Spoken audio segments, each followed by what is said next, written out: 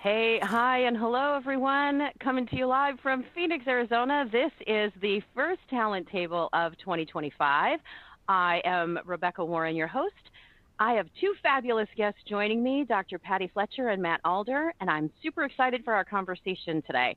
We're going to be talking about trends carrying over from 2024, what might pop up in 2025, strategies for shifting organizational priorities, market demands, elevating the employee experience, engagement and development, and probably a few other things.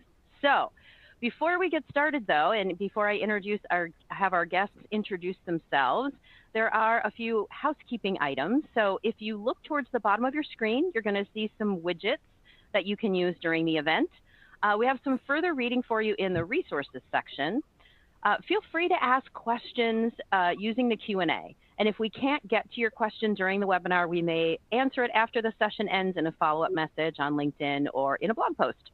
Last of all, keep an eye out for next month's Talent Table, where we'll be talking about new year, new administrations, leading HR in a time of change. I think that one's going to be a fun one. So I'm super excited for our conversation today. I'm going to ask each of our guests to introduce themselves. We'll start with Dr. Patty and then go on over to Matt. Awesome. Good morning, and thanks for having me. I'm Dr. Patty Fletcher. I am the Chief Strategy and Practice Officer at Talentline. We are a professional services organization that offers expert HCM transformation advisory. We are an implementation partner with Eightfold, and we also offer managed services, kind of filling those skill gaps that some companies have. I've been in this industry, the work tech, HR tech industry, for over 25 years, and really cut my teeth at SAP and at every kind of iteration, bringing people from the manual to on-prem to SaaS. After we figured out we could get data from a machine that would tell us stuff, brought the data to market. And then left for a few years, came back and was at SuccessFactors. And so really grew there and went on into other areas of tech, WorkHuman, right? All about gratitude. And then Limeade before it was purchased by WebMD, which is really in the health and well-being space. So pretty well-rounded. My PhD is in organizational leadership. My expertise is in gender equity. And I'm a leadership futurist, and I could literally talk about this topic day and night. Just ask anyone who knows me. So never invite me to a cocktail party, because that's all I'm going to want to talk about. I want to be at that cocktail party, Dr. Patty, I tell you. I would love to learn from the things that you have to say. So glad you're here. Thank you. Matt. It's great to be. Yeah, fantastic. Hi, everyone. Thanks very much for having me on the webinar. A pleasure to be here. Again, also one of my favorite topics. So I think it's going to be a super interesting conversation.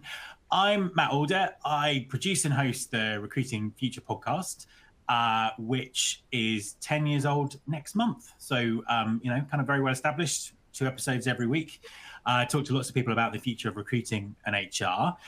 The rest of the time, I've written 2 books about talent, and I commentate and analyze and look at the future of talent acquisition, and HR.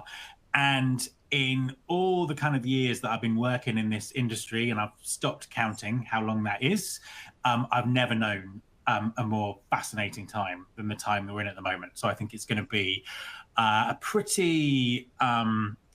it's going to be a kind of a landmark year, I think. So really looking forward to sort of diving in and talking about that. Amazing. So as we do every talent table, I throw out kind of a random question to our guests and get their feedback just to start us off. So when we were doing our prep call, we were talking about, I don't know how we got on to hot cocoa, but we did.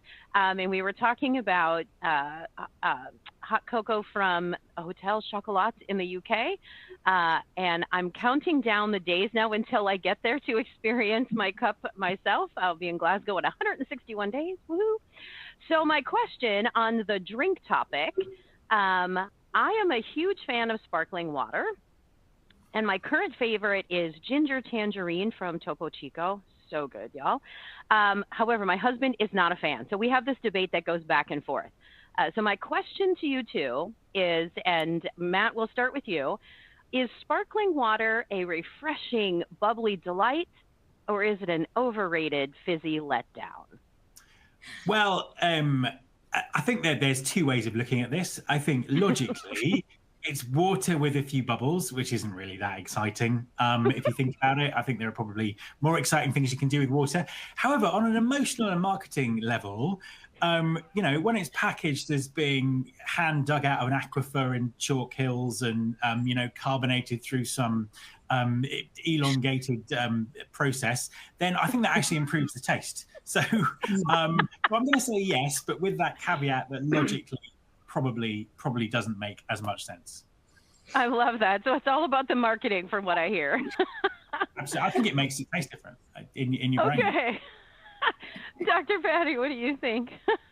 I love that, Matt. I feel like you just saw right through me. I, have been CMO in a few different companies. So the worst thing about me is I get fooled every time, and I'm a sucker for every Instagram ad out there. And if they're like drilling to get my water, I know it's meant just for me.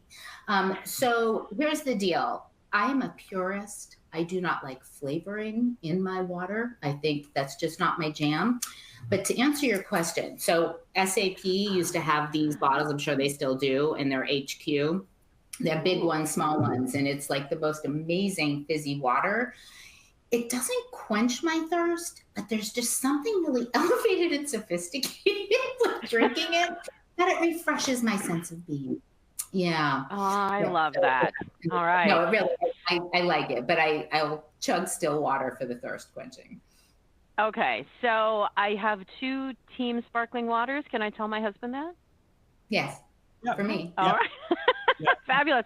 Here's what I'm working on, my Costco Italian sparkling mineral water right here. So I absolutely have a point of view on that. So all right, thanks for that. So now that we've talked about fizzy water and it is a bubbling, refreshing drink, now we're going to talk about the HR landscape, which is bubbling and sometimes refreshing, maybe sometimes not so much. So our HR landscape is evolving faster than ever. Matt, you, I think, hit the nail on the head that this is going to be a super interesting year. So as we step into this new year, we all have questions.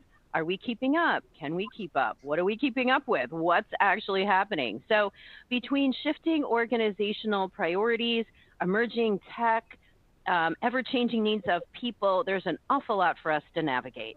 And that's what we're here today to talk about. So we're going to talk about trends, surprises, strategies, engagement, development, and data-driven decision-making. So if you have questions, feel free to throw them in the Q&A, and we will see what we can do to get those answered. So as we think about 2024, brought some pretty significant shifts in the way that we work and established some ways of working that hadn't been in our area for very long. But from the rise of AI-driven talent strategies to evolving workforce expectations around flexibility, well-being, and career growth. Now, as we step into 2025, many of these trends aren't just continuing, but they are actually accelerating. So what major trends are we going to see from 2024 that we think will keep shaping industries in 2025? So I'm not sure who, I think you both have ideas on that. I'm not sure who wants to kick us off, but what's going to carry over from 2024 to 2025 to keep us moving forward? Matt, what do you think? No, after you. That sounds great. I'm like, let's go. So I think, first, I just want to say that I have no idea. Right. So what we're going to talk about here are, quite frankly, guesses. And, I think what's really been interesting over the last few years is we used to think we could predict a lot, right? We knew what was coming in the year, only to find out the pundits were usually wrong. It's almost as if we are now smacked in the face where we don't really know what's going to happen. And the truth is we never did. We were just fooling ourselves. So, but here's the thing that we have to remember. The role of HR hasn't changed. We have to bring in the right people to do the right kind of work, make sure they can do the right kind of work, keep the people who are the top talent, right? Be able to have all of those things surrounding people in order to move from the whole concept of productivity, efficiency, and all of that. That doesn't go away, but to impact. That hasn't changed. It's the how it happens that changes. So, of course, the major trend is AI. right? We know that. But I'd argue and say, is it or is it data?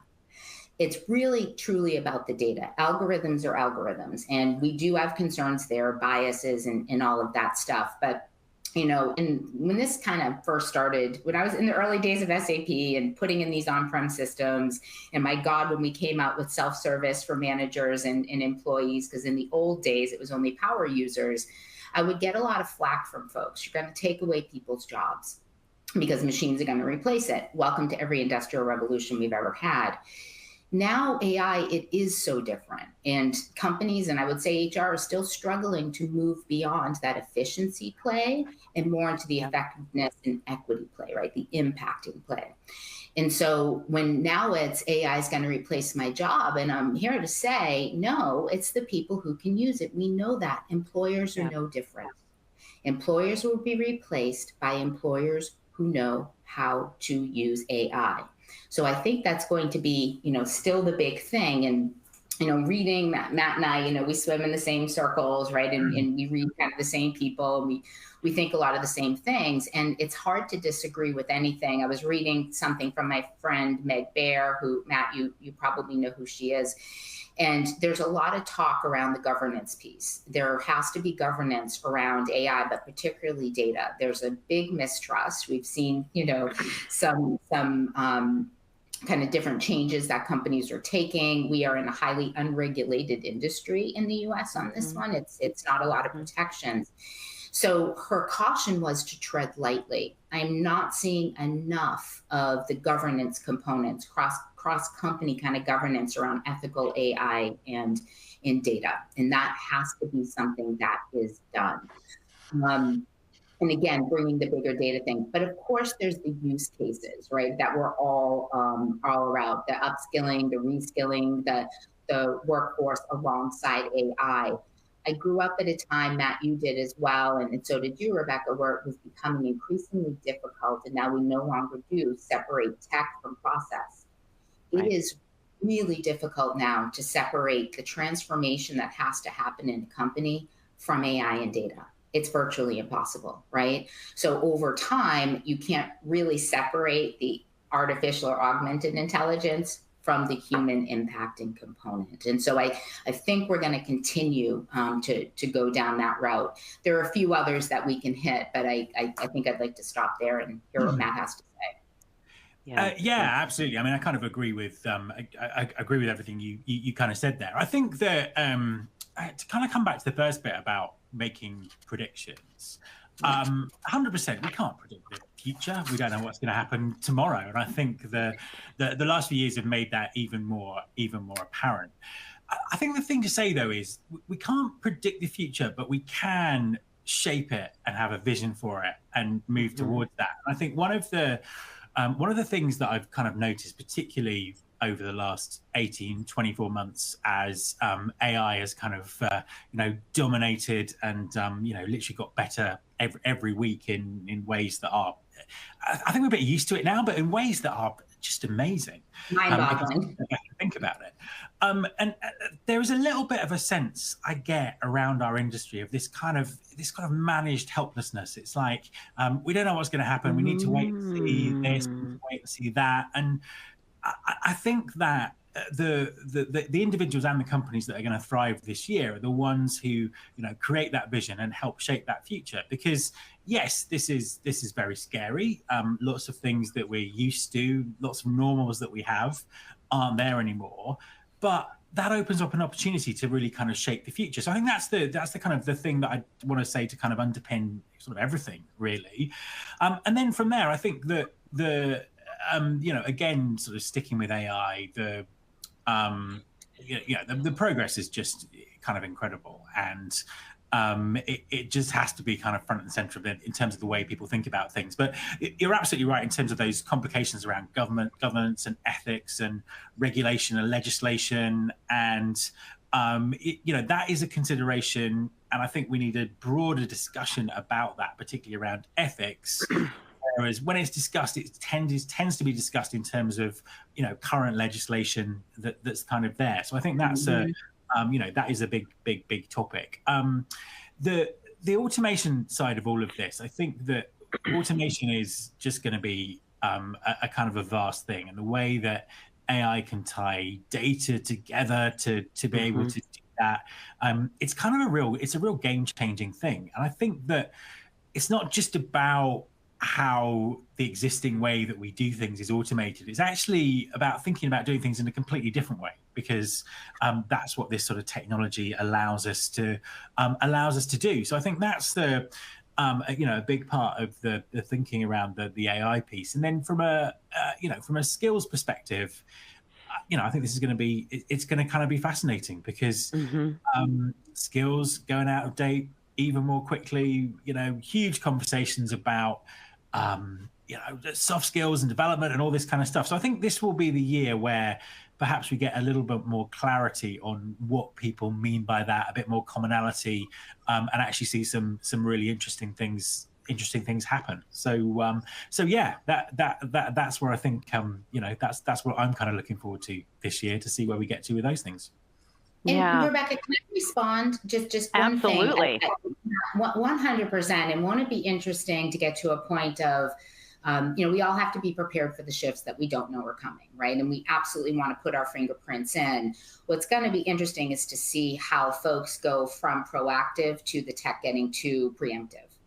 That's going to be interesting, but that requires a lot of trust and a lot of learning from that machine before it happens. But, going back to what Matt said, and I think it's really important for folks who are newer to this industry to understand, every industrial revolution we have had, and we lived through the automation, the early days of automation, where people were using a typewriter and they wanted to do the exact same thing in their on-prem solution.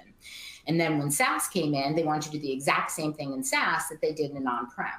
They just want it to be a little bit faster, right? And AI is the same thing. We've never seen a shift like we've seen with AI. It truly is a cognitive shift. It truly is. Our conception, our ability to create meaning in the world is so different now.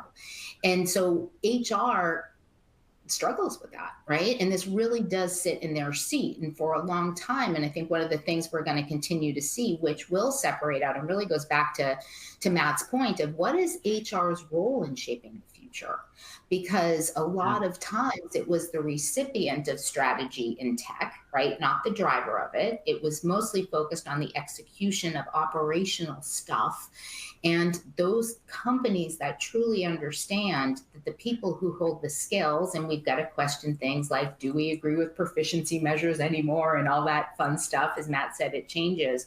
But the HR departments that can really bring those things together in a way where they can pivot, they can be agile, and maybe they'll be the ones making some of those market shifts, right? Some of those kind of rippling thunders.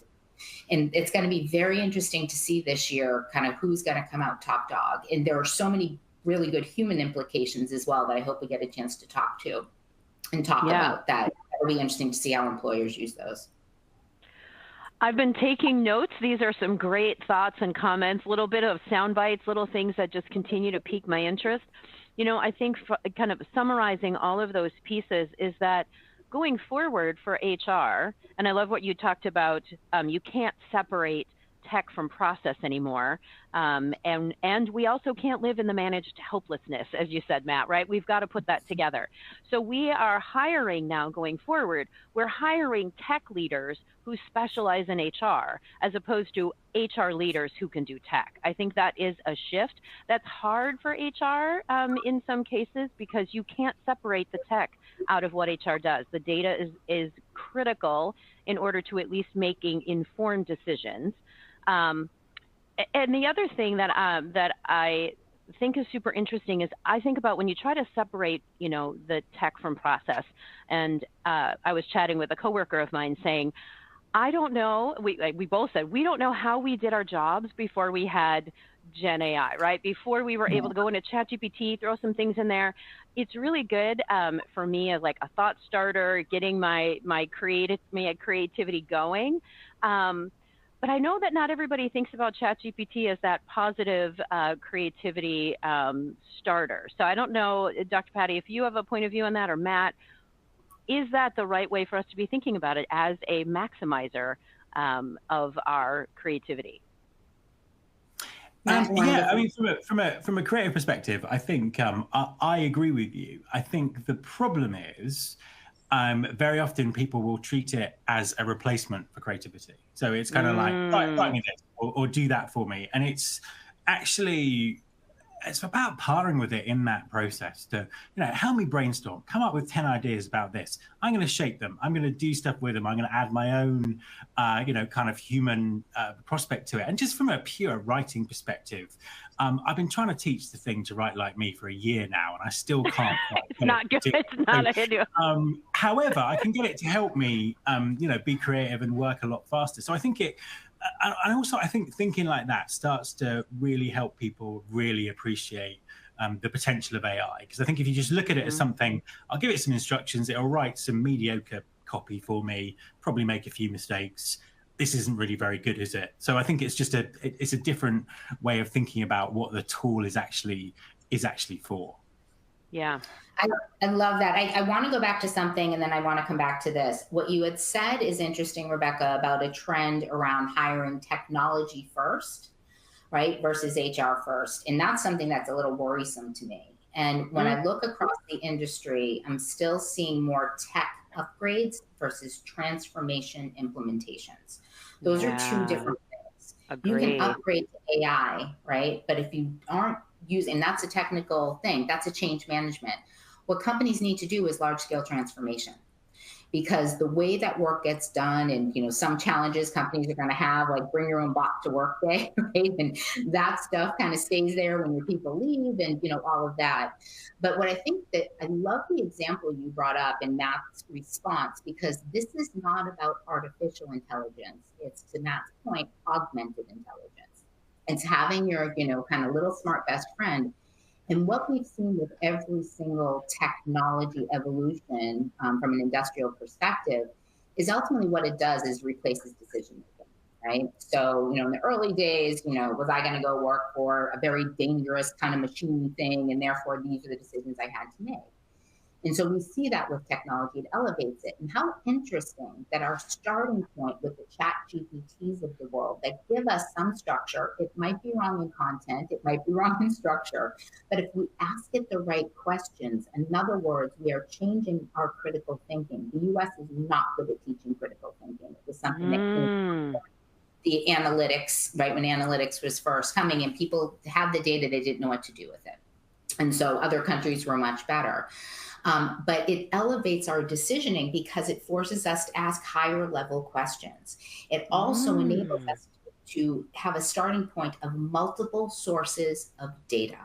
So folks like us, we're very used to looking at, like for me as a leadership futurist, I look at the future of industry, the tech, geopolitics, labor laws, all that stuff. Therefore, the future of leadership, right? How are we going to succeed based on what's going on up here and what I have in my company? Therefore, the future of work, and therefore the future of how work gets done. Artificial intelligence plays in certain areas. In our world, it is truly more the augmentation. And so just super, super important, and just wanted to make sure we were thinking about that. Yeah. Can I add a point to that as well? Just because I think this is quite an interesting example. So at the moment, I'm trying to clone my voice. Sounds like a crazy thing to do, because I've got a podcast and I think it might live forever. Yes. Now the technology is incredible and it can give something that sounds very, very realistic. If you use it for a very short piece of text, it sounds exactly like me. You couldn't really tell it was different. If you use it for something that's really long, it gets uncomfortable after a while because it's just like, this feels quite robotic. Something is missing. Okay. And I think that's an interesting kind of comparison, perhaps, what's going to kind of go on in HR and automation and all that kind of stuff. It's like the robots can fulfill a really, really good job at a kind of a tactical level, a functional level, in that kind of short communication, all those kind of things, and it just feels natural. But the human part of this is still absolutely essential, because humans talking to humans, there's more than words, there's something that's going on. And I think the interesting thing for HR is that it should really be HR who are managing that interface between humans and machines and deciding, what's a human, what's a machine, how do we deal with people, all that kind of stuff. So I think it's a really interesting, it's an interesting comparison, and I think it's a really important thing for HR this year. Actually, that should be the thing that they own, not something that's dictated from elsewhere. Absolutely, and I we'll see this and we'll continue to see it. There are two things Matt brought up that are super important, right? So the first is, what is HR's role?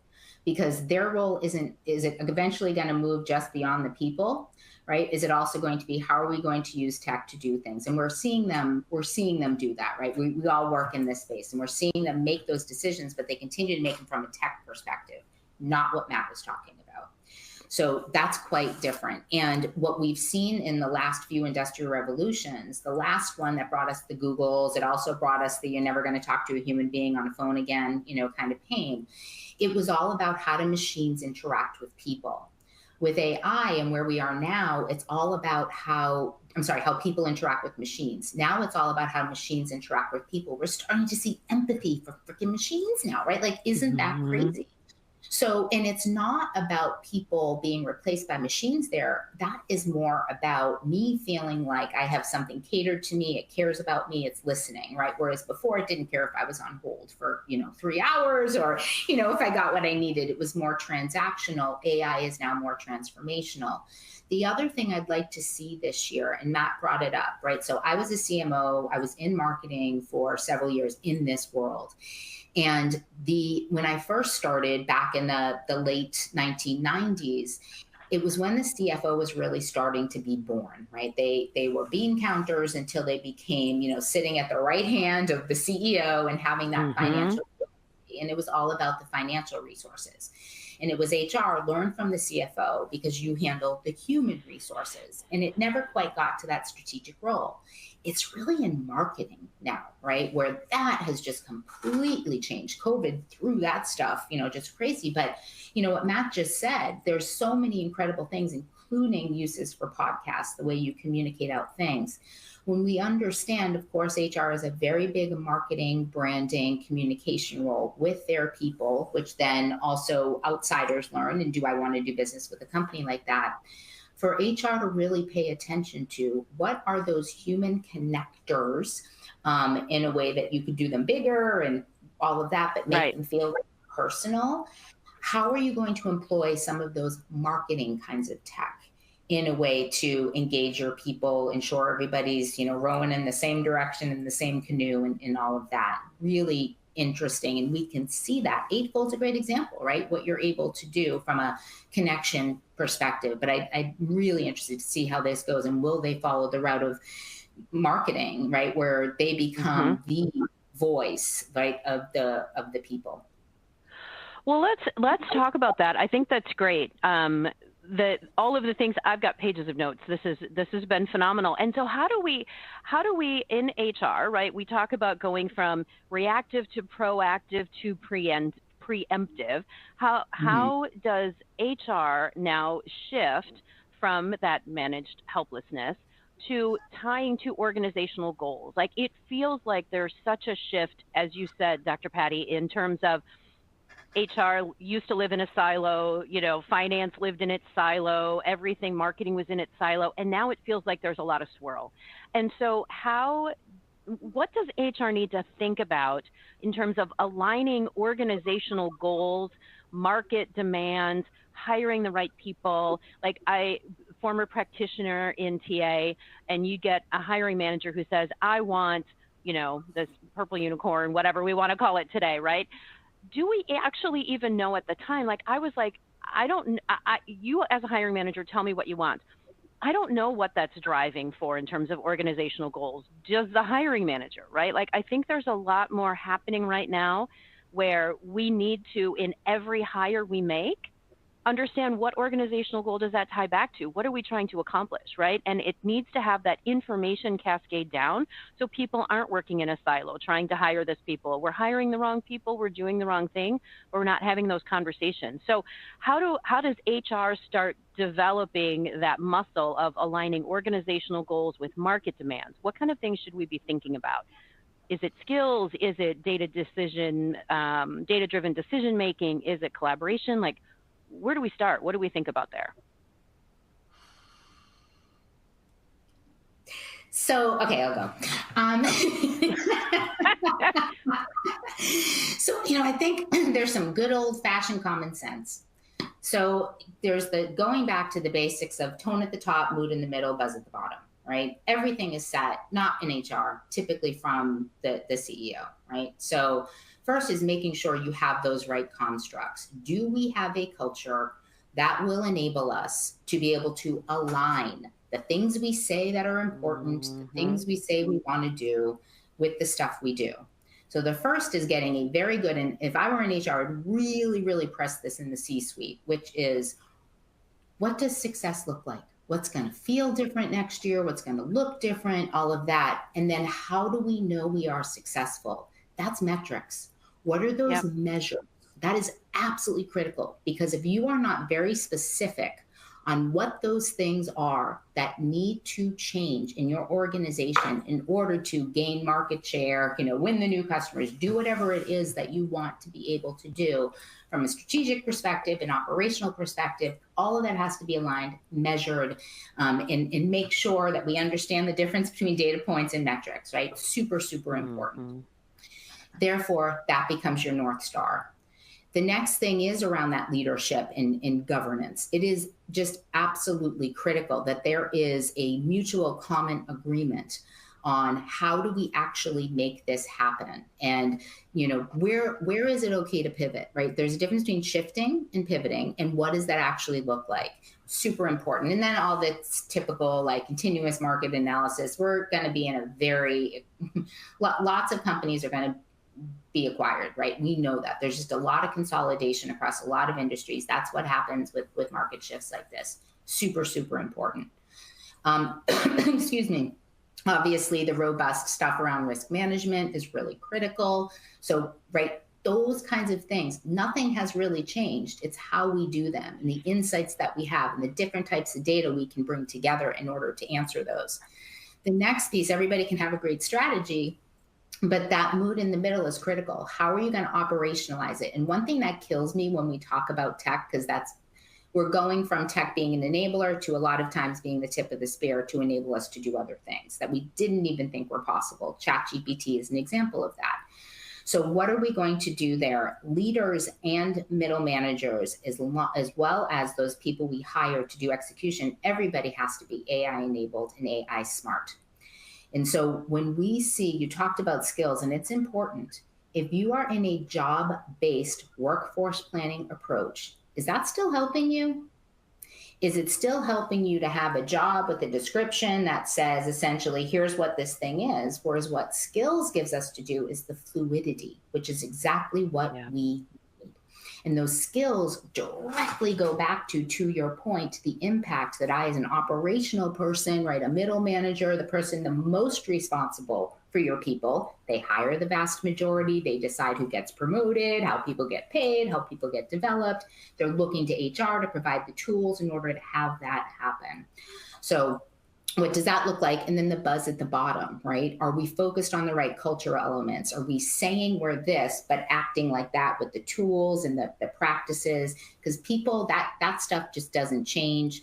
Being sure that you are giving people those AI technologies or the freedom to use things like ChatGPT and giving some, kind of context around them is critically important, because all of us are sick and tired of getting tools that get in the way of work, get in the way of me managing myself as an employee or a contractor. So a lot of that stuff just hasn't changed, right? It's all kind of the same.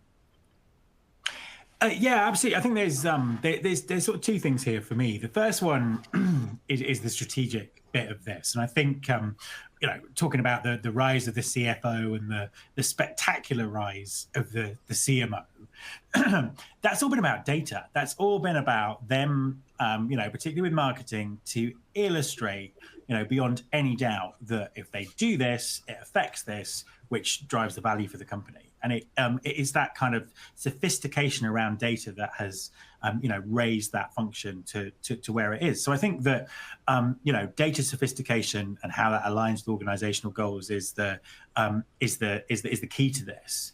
And what I think is interesting and what I think is changing is if we look at this from a skills perspective, perhaps with skills, we've actually got a unit of data that we can use. Because I think the problem with HR has been, it's been trying to quantify the unquantifiable. It's just like, how do we talk about, people in the same way that we talk about money and, brand equity or whatever that is. And, perhaps skills offers the chance to have that kind of commonality of language, sort of breaking things down. So that's the first part. And I think the second part is very much about mindset. And one of the things that's really struck me about what AI has been doing in the talent acquisition space is we have all these kind of shared cultural norms about how work works and what HR is and what HR is supposed to do and how recruitment works. You have a resume, you have a job, you have an interview, people ask you questions. And it's sometimes I think we underestimate how entrenched this kind of thinking is in terms of what we do. So I think that there's a big mindset thing here about actually, things have changed. The things that were the HR norms of the past aren't really there anymore. And I think that people really have to question everything, question the status quo. Why are we doing this? What's going on? And I'm always fascinated by, it's almost like the corporate archaeology sometimes in companies about digging down as to why something is done the way it's done. And actually, you might get to the answer and it's actually ridiculous, but it's just, we've always done things that way. So I think, challenging that kind of status quo and having that very different mindset is also an important part of this. Yeah, because we're talking about balancing agility with long-term strategic planning, and we're looking at things very differently. Matt, I would love it if we could just get rid of the resume. And that's a whole nother topic, but we got to do it different. Absolutely. Because if we're talking about moving to a skills-based organization, yet we're looking at a chronological resume, makes me want to stab my eyes out. We're that's such a mismatch right there, right?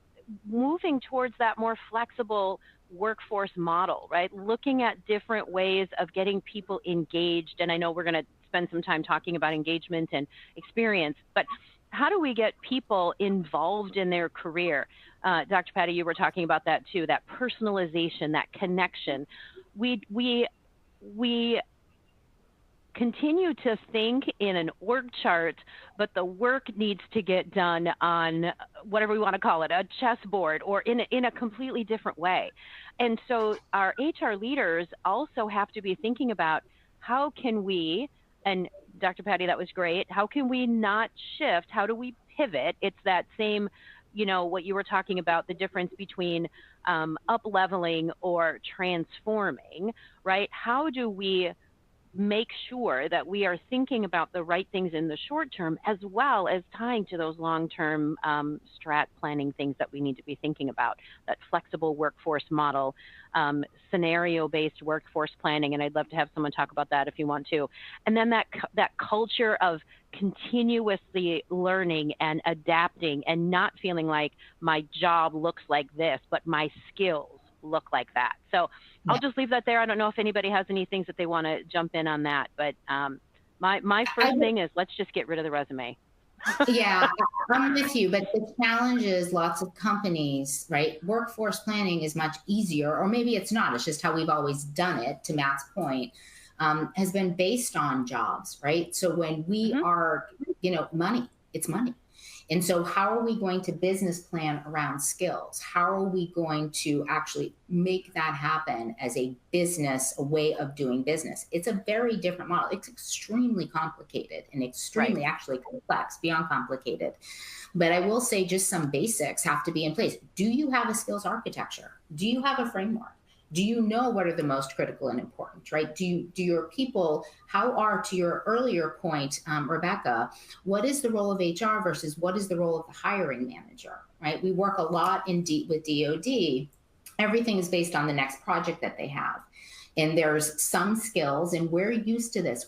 All grew up in tech. I'm used to the job I have today won't be here tomorrow, right? I love that, but not every industry is like that, and therefore not every manager is prepared. It is a completely different kind of thought process, a completely different kind of decision making, and the tech is there, and so many of us are not. So we really need to think about that, and whose role is it to enable us to be that way, right? In HR, it's a big shift. We work with amazing clients. They're so smart, but they're hiring for jobs. And, this is really where human capital comes in, because my human capital are the skills I have, right? The curiosity I have, where I want to go, what my potential is, and quite frankly, the relationships I have. So it's just such a completely different shift. The tech is there. We have to change with it. Otherwise, right, we will dinosaur and die. Yeah. That's what's going to be exciting this year. I think that's the key question, right? Whose role is it to make sure that the shift happens? Yeah. All right, so let's go ahead, Matt. No, I was just going to say, it is an interesting question, but it's one that the answer is that whoever does it first.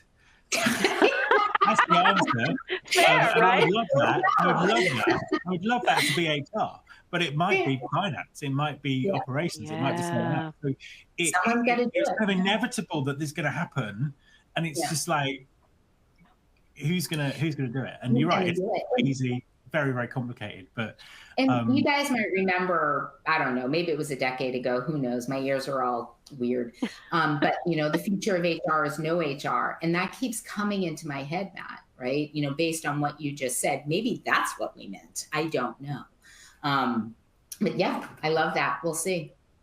There's no precedent for this, so there aren't any rules, so it's going to be interesting to see what happens. Well, and I think, and I want to switch to talk about employee experience in a second, but I think there is something about where do those things live? Is that a project?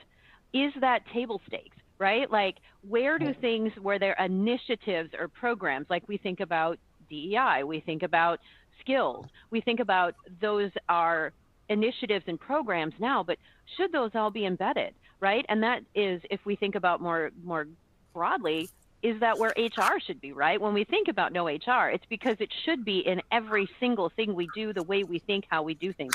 We're not there. But, how do we take away the silos of this is a project, this is an initiative, this is a program, and say this to what you were saying earlier, Patty, about the culture. Yes. How do we embed that? Yeah, and you just hit the nail on the head, though, right? If HR doesn't break down the silos and be skill focused versus this is my job and that's your job focused, how can they lead anyone else doing it? Yeah. So, right, what does this look like? And again, Matt, I think it was you talked about, or I don't know, maybe Rebecca, but from org chart 2, right? What's this next thing? And I'm finding myself over the last few years focused in on back to what does success look like? How do we know we're successful? And organizing around those things. Some of them are initiatives to create that large scale mainstream thing, right? You throw it over the fence, and others are truly operational. But that's been the focus. But I'll tell you what, it's hard because I've had to beg, borrow, and steal from different, departments. But it's also really forced me as where do I bring in a gig worker for something like this? Like, where do I, and it's been setting up the skills, and then what is the way I'm going to have that transaction be the money switching hands? Do I need this person permanently? Is it a temporary set of skills to create this change? And I like that because it was too hard to do that with an org chart mindset. I couldn't do that with an org chart. And so how do we pull that? Oh, go ahead, Matt. No, I was going to say, I completely agree. In one of my books, I co-write my books with Mervyn Dinner. We talked about the concept of total talent thinking, which was just that, just kind of like, right, this is the organization, this is where we're going, these are the skills we need to do this. That's the starting point. Then it's like, okay, how do we, what do we do? Who's permanent, who's gig? Do we hire an AI to do this kind of bit? And it's just looking at that holistically. And that doesn't fit into the current structure that you find in most talent and HR. Not at all. departments. So it's kind of like we're already seeing this crossover between talent acquisition, talent management, learning and development, and it's a kind of a structural thing, and it's that kind of change in that way of thinking. And I think it's just kind of critical, because it's that kind of unlocks the path to be able to do all of this. Yeah, it does. And it's hard. This is so hard. And what Matt said is it is unprecedented. So we're talking about it, the way that we should be. But all of us know the pathway there, we're going to have to figure it out, right? And that's the other thing, is moving away from perfection and more toward progress, iterative progress, which is why those measurements are so critical. Don't just have that big number at the end. Really have, first, this has to be true in order for the next thing to be true.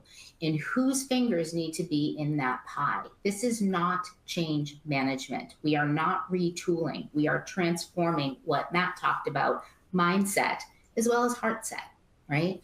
Wanting to be different, having a desire to be different. This is not for the faint of heart. And I would say it's probably the hardest job right now in business, to be in HR.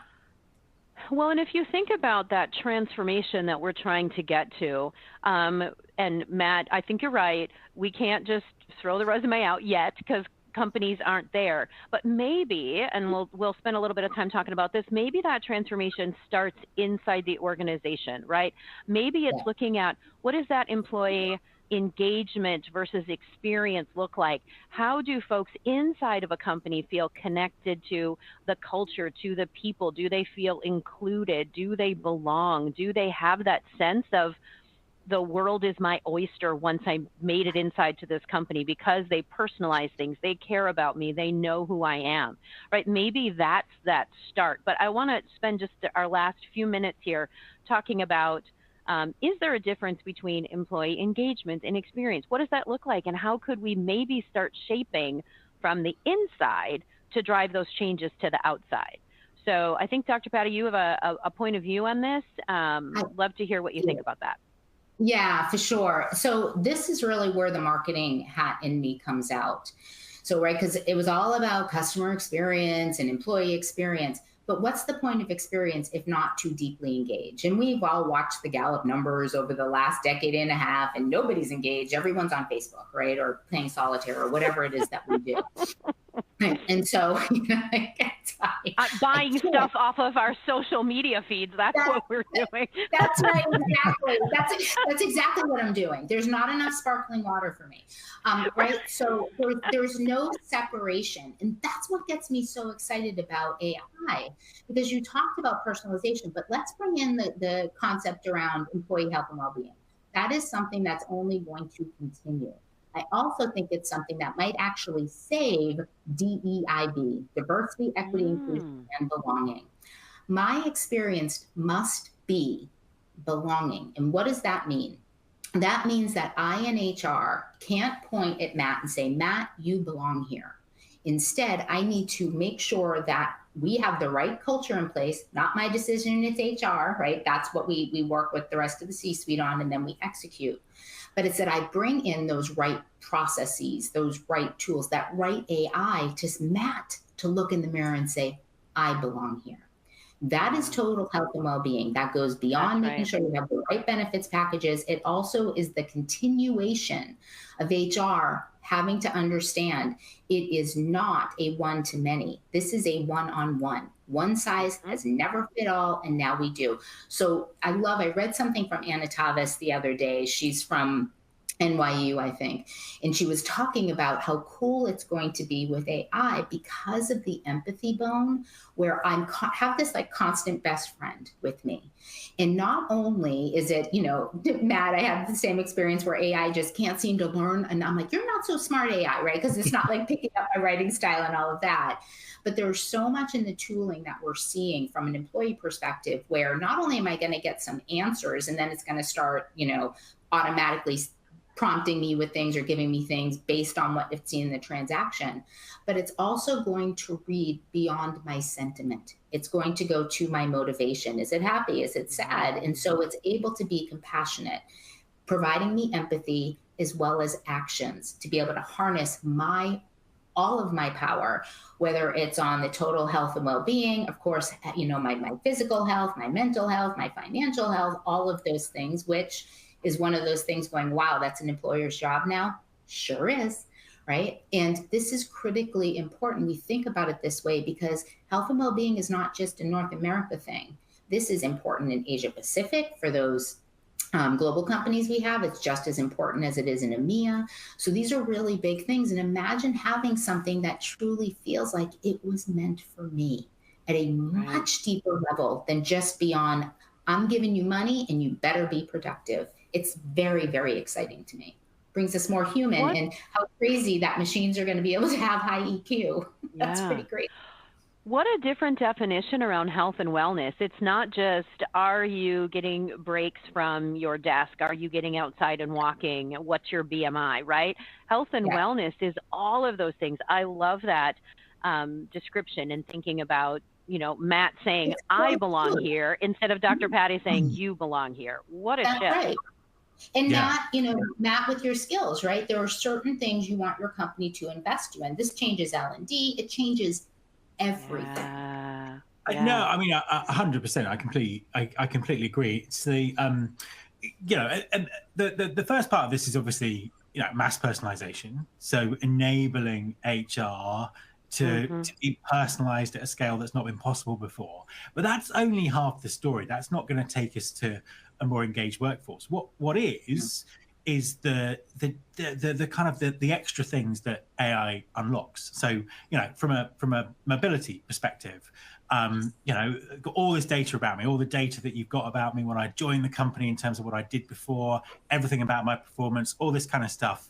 And, you're suggesting places that I can go within the business and all this kind of stuff. Whereas before that's just been locked away in departments and silos, and people get frustrated because they don't feel seen, they don't feel their potential seen, and all those kind of things. So I think the ability to unlock that is phenomenal. And that's what it's all about. It's about being able to do more than if it was, even if you just had enough humans to be personalized with everyone. It's actually the power of AI to do that.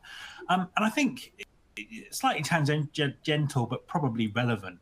On that kind of health and well-being thing, and how AI can make that really personalized. I've got I'm using kind of one of these like Whoop band trackers at the moment to track sleep and that sort of stuff. And it's got AI built into it. You can just ask it questions about, how can I sleep better? What can I do? And it doesn't give you generic answers. It gives you answers based on your data. And it's an amazing experience, because I'm like, I feel seen by this computer that's just looking by my data. It's this, more so than if I went and talked to a coach or a human and be like, well, you could do this. And it's like, well, actually, this thing knows exactly how I slept last night, or exactly, what's kind of going on. So I think that's the key to it. And it is really exciting for the organizations that get that right. It's so funny. David Valdivia has a question about what's your personal favorite AI tool. And I love that you said that, Matt, because mine is my Aura Ring, which I should probably stop using, but I love it. Yeah. And I swear to God, it's made me a narcissist. I'm fascinating, right? It's incredible. And what this does is it helps you understand how you can be the best version of yourself, given the amount of sleep you had, the workout, the whatever it is that this thing can track. It's sleep. Yeah. It's fascinating. Yeah, imagine a career skills version of that. It would just be phenomenal. Absolutely phenomenal. Yeah. Okay, so I'm watching the time and I'm crying because we have like 3 more hours of content, which we are not going to be able to get to. So I have one question before we do our wrap up. I want to just spend a minute, like literally a minute. So I'd love to have you both have a 30-second point of view on what role does trust play in this change, this shift, this transformation coming up. How can trust make or break these changes that we're talking about? So Dr. Patty, I'll start with you. Yeah, it's the bedrock. If you don't have trust, you have nothing. And right now, people are not trusting political leaders or business leaders. And they're specifically getting a lot smarter about their data. And they're very uncomfortable that their employer knows more about them than they know about themselves. So trust is absolutely critical here. Okay. Yeah, I would completely echo that. I think that, all of this works because people are happy for their data to be used in this kind of way. And I think that trust is the key to that. But also, It's the benefits that people can see they're getting out of it is also Yeah. is also the important part of this. If people feel they're getting benefits out of it and there's trust, then it works. We give up our data for the convenience of Amazon, right? And this is going to be interesting, Matt. I like what you just said, and I'm going to take a note on that, underscore it, and quote you, because it is that critical. What are they going to get in return? Yeah. Okay, awesome.